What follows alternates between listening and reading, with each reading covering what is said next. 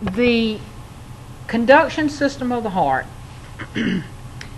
understanding what the chambers are, the valves, and the vessels that lead away from the heart and back to the heart, are important, because then when you start looking at the conduction system of the heart, you see what's happening and where it's happening in the heart.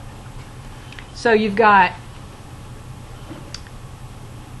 the electrical conduction system that starts with the SA node, that stands for sinoatrial node, and that's also known as what? Yeah. But what else did I tell you it was called this morning? The pacemaker. It's the pacemaker of the heart. So, excuse me, that is the first part of the electrical conduction system that stimulates an electrical impulse that moves out across the heart and causes the heart to beat and contract. Okay? Now, when the impulse moves out, you saw the path there on the video, that it leaves the SA node and it spreads out across the atria here and across this atria here, and it stimulates the atria, each cell to cell, from the SA node across the atria, to cause these cells to contract. Okay? The impulse moves from here down to this right here, which is known as the AV node, atrioventricular node. And what happens in the AV node? What did he tell you happens in the AV node? Right. It creates a delay between the atria and the ventricles for what to happen?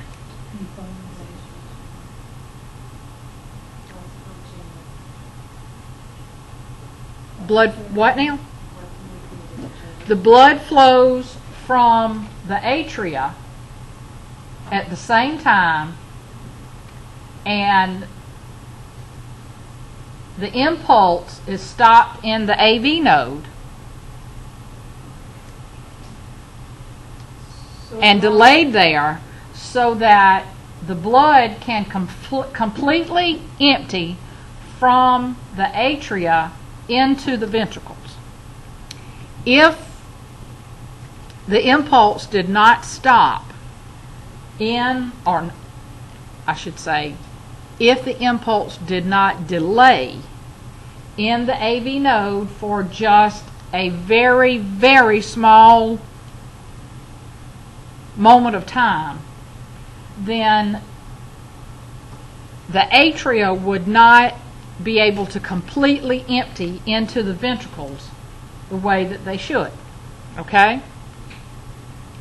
So the impulse is delayed in the AV node so that the atria can completely empty into the ventricles. Okay? Then once the atria empty into the ventricles, it causes these two valves to close. Okay? And that prevents the backflow of blood into the atria from the ventricles. Okay? So then the impulse moves from the AV node down through this bundle of His,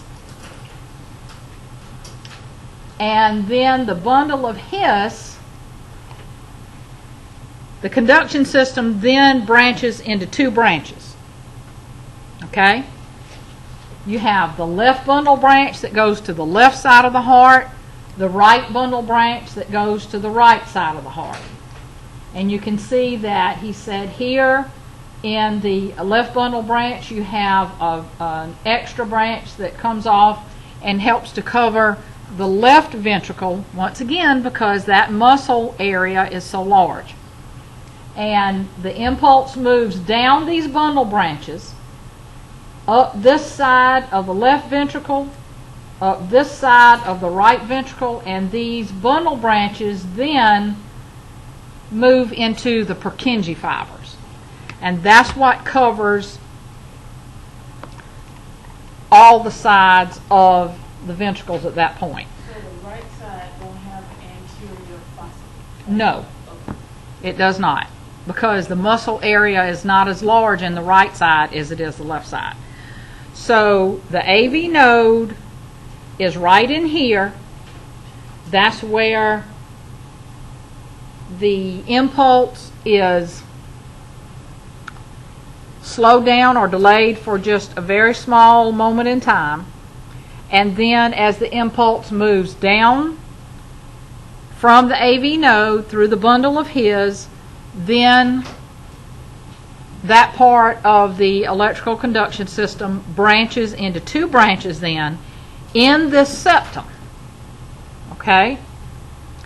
And so they're in two branches now. One left fascicle goes out into the middle of the left ventricle, and the impulse moves on down through the septum, and then the Purkinje fibers take it from there and move it up around all the sides of the heart.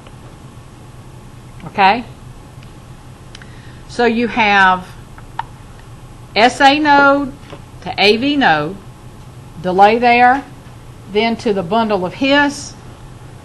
The bundle of His branches off, I always say His branches off into the left and right bundle branches that move on down through the septum, and then the Purkinje fibers branch off from those two bundles, from the two bundle branches to the front and sides of the heart, so that the impulse can move through all areas of the heart. Okay? And I think this picture here depicts that very well, to show you exactly how the impulse moves down through there and the conduction system of the heart.